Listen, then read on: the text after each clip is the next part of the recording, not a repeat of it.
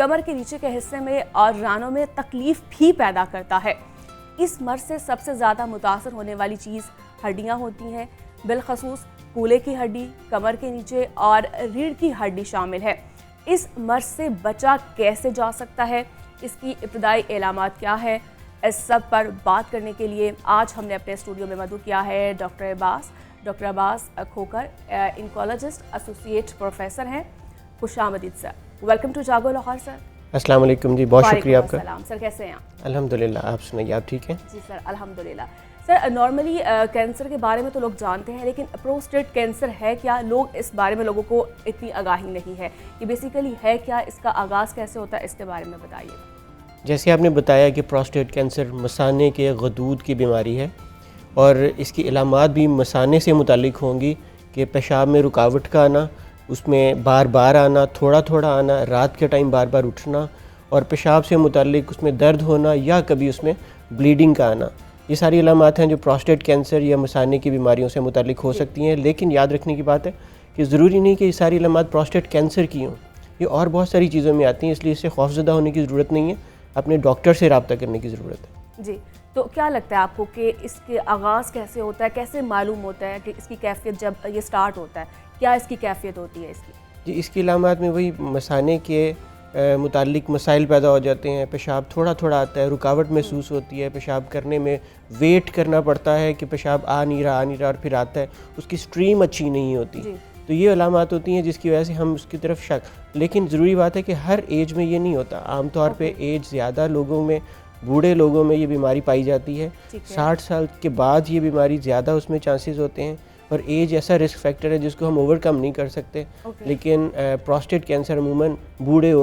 لوگوں کی بیماری سمجھی جاتی ہے۔ ٹھیک ہے، اور ابھی تک جو پاکستان میں جتنے بھی مریض رپورٹ ہوئے ہیں، تو کیا ان کی جو ایج گروپ ہے وہ 60+ ہے، یا پھر اس سے بھی کم عمر کے جو ہیں انہیں بھی یہ مبتلا ہوئے اس بیماری میں؟ جی، کچھ ایسے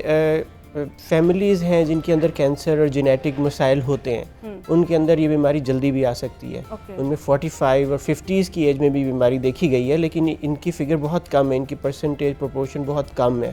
اس لیے عام طور پہ تو 60 کے بعد ہی ہوتا ہے، لیکن اگر فیملی میں فرسٹ ڈگری ریلیٹیو جیسے فادر یا بردر کسی کو ایسے پروسٹیٹ کینسر کی کسی کی ہسٹری رہی ہے، تو پھر چانسز ہو سکتے ہیں کہ ارلی سٹیج پہ بھی پروسٹیٹ کینسر آ جائے۔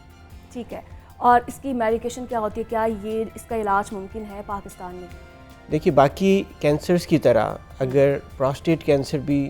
جلدی اس کی تشخیص ہو جائے تو اس کے علاج میں کامیابی کے امکانات بھی زیادہ ہوتے ہیں اور موربیڈیٹی بھی کم ہوتی ہے، یعنی اس کے کینسر کے علاج میں جو مشکلات برداشت کرنی ہوتی ہیں وہ بھی کم ہو جاتی ہیں۔ اس کے علاج کے کیا کیا حصے ہو سکتے ہیں؟ ایک آپریشن ہے، دوسرا شعائیں لگتی ہیں، تیسرا کیمو تھراپی ہو سکتی ہے، اس کے علاوہ ہارمون تھراپی۔ کتنا میکسیمم اس کا پروسیجر ہوتا ہے، کتنا ٹائم لگ جاتا ہے؟ یہ ڈیپینڈ کرتا ہے کہ پیشنٹ کس سٹیج پہ ہمارے پاس پریزنٹ کیا ہے۔ اگر تو ارلی سٹیج میں ہے تو بعض دفعہ صرف ریڈیشن کے ساتھ علاج ممکن ہو سکتا ہے، بعض دفعہ صرف آپریشن کے ساتھ علاج ممکن ہوتا ہے۔ اس کے علاوہ کچھ ایسی ہارمونز تھراپی ہوتی ہیں جس میں کچھ انجیکشنز لگ جاتے ہیں یا چھوٹا سا آپریشن کیا جاتا ہے جس کے ساتھ ہارمونز کا بیلنس کو واپس کیا جاتا ہے، امبیلنس جو ہوتا ہے اس کے ساتھ یہ پروسٹیٹ جو بڑھاوا جو ملتا ہے پروسٹیٹ کینسر کو، اس کو کنٹرول کیا جا سکتا ہے۔ جی، ابھی آپ نے تذکرہ کیا ہے کیمو تھراپی کا، تو یہ کس سٹیج پر ہوتی ہے جا کر؟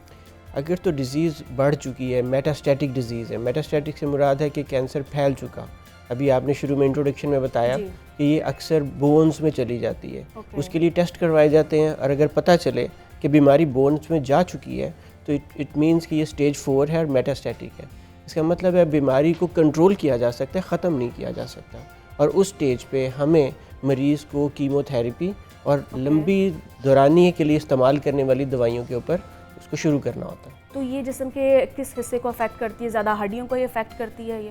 یہ کسی بھی حصے کو افیکٹ کرتی ہے، لیکن زیادہ اس کی سمٹمز ہڈیوں سے متعلق ہی ہوتی ہیں، اور پیلوس میں جیسے آپ نے کولے کی ہڈیوں میں بتایا، ٹانگوں کی ہڈیوں میں، اور جسم میں کسی بھی ہڈی کے اندر اس کے جراثیم جا سکتے ہیں، اور اس کے سیلز وہاں پہ جا کے اپنا پروسٹیٹ کینسر کی سمٹمز جیسے درد،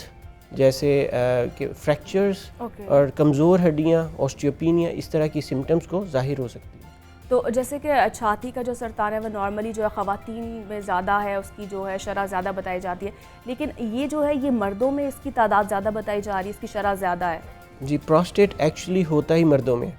خواتین میں تو یہ ہوتا ہی نہیں ہے، اس لیے یہ مردوں میں زیادہ ہے، اور ایج کے ساتھ ساتھ اس کے پیدا ہونے کے چانسز بڑھ جاتے ہیں۔ اور پروسٹیٹ کینسر مردوں میں دوسرے نمبر کا موسٹ کامنلی رپورٹڈ کینسر ہے، اور تقریباً پوری دنیا میں اس میں 14 لاکھ یا اس سے زیادہ کچھ لوگوں کو یہ کینسر ہر سال اس کی تشخیص ہوتی ہے، اور تقریباً ان میں سے آدھے سے زیادہ لوگ 7 سے 8 لاکھ کے قریب لوگ ان کی ڈیتھ اس کینسر کی وجہ سے ہو جاتی ہے۔ اس میں سروائیور جو ریشو وہ بہت کم ہے؟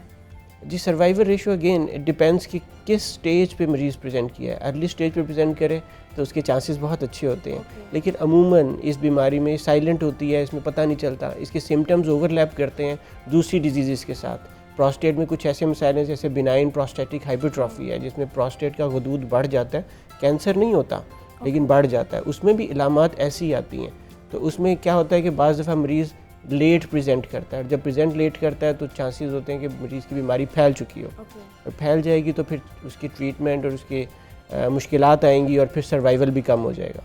ٹھیک ہے، سروائیول اس کا جو کم ہو جائے گا۔ اور اب کیا دیکھتے ہیں، جیسا کہ ابھی آپ نے اس کی میڈیکیشن کا بھی تذکرہ کیا، ٹھیک ہے، ریڈیشن اور جو میڈیکیشن ہے وہ کس مراحل میں جا کے پتہ چلتا ہے کہ اب ضرورت ہے اس مراحل میں؟ سٹیجز ہوتی ہیں جیسے سٹیج 1 وہ ڈیزیز ہے جس میں عام طور پر سرجری اور ریڈیشن بھی کافی ہوتی ہے، لیکن اس سے آگے کی سٹیجز میں ہمیں ہارمون تھیراپی کی آفر کرنی ہوتی ہے، اور جب ڈیزیز پھیل چکی ہو بونز میں یا کسی اور جگہ پہ ڈیزیز چلی گئی ہو تو پھر ہمیں کیمو تھیراپی اور ایگریسو تھیراپیز کنسیڈر کرنی پڑتی ہیں۔ ٹھیک ہے، کیا دیکھتے ہیں آپ کہ کیسا خاص طور پر مردوں کا لائف سٹائل ہونا چاہیے؟ کہ جیسے کہ آپ نے بتایا کہ جب 60 یا 60 پلس کی ایج میں جاتے ہیں تو پھر وہ جو ہے آبویسلی اس میں مبتلا ہو جاتے ہیں، تو کیا لائف سٹائل ہونا چاہیے کہ اس بیماری سے بچا جا سکے؟ بیسیکلی کیا ریمیڈی کیا ہونی چاہیے؟ سب سے امپورٹنٹ بات ہے اسموکنگ سے بچنا، ایکسرسائز کرنا، ہیلدی ویٹ میں رہنا، اپنی ڈائٹ کا خیال رکھنا، پروسیسڈ میٹ اتنا نہ کھانا، ہائی فیٹ ڈائٹ سے بچنا، سبزیوں اور پھلوں کا استعمال زیادہ کرنا، ٹماٹر، پالک اور اس طرح لہسن، انار اور اس طرح کے پھل جو کہ اس میں فائدہ مند ہو سکتے ہیں، ان چیزوں کا استعمال زیادہ کرنا، مطلب نیچرل لائف سٹائل کی طرف آنا، نہ کہ وہ ہم ڈائٹ میں اپنی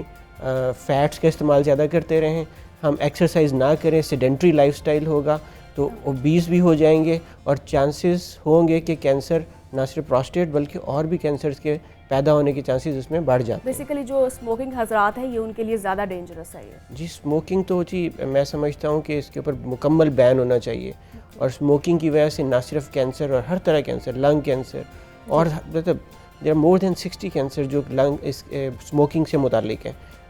پلس یہ کہ یہ اگر کینسر نہیں بھی ہے تو اس میں ہائپر ٹینشن، دل کے مسائل اور بہت سارے مسائل اس کے ساتھ آ جاتے ہیں۔ اسموکنگ سے جتنا دور رہا جائے اتنی اچھی بات ہے۔ ٹھیک ہے، جیسا کہ بالکل اس حوالے سے اس آگاہی کا ہفتہ بھی منایا جا رہا ہے، تو کیا دیکھتے کہ کس طرح سے لوگوں میں اویئرنیس پیدا کی جا رہی ہے؟ دیکھیے، یہ دنیا میں تو ہر سال منایا جاتا ہے، پاکستان میں اس کے اوپر کم کام ہوتا ہے، اور یہ ایک بڑا اچھا سٹیپ ہے جو آپ کے چینل نے بھی شروع کیا کہ اس کے اوپر ہمیں سوشل میڈیا پہ، ہمیں پرنٹ میڈیا پہ اس پہ بات کرنی چاہیے، لوگوں کو انوالو کرنا چاہیے، اور انہیں آگاہی دینی چاہیے کہ اگر اس طرح کی سمٹمز آئیں جو مثانے سے متعلق ہیں اور اس ایج میں آئیں جس میں 50 یا 60 سال کے بعد اس طرح کی سمٹم آنی شروع ہوتی ہیں، تو اس میں اپنے ڈاکٹر سے رابطہ کر کے اس کے متعلق ٹیسٹ کروائے جائیں اور اس کو ڈائگنوز کیا جائے کہ یہ مسئلہ ہے کیا۔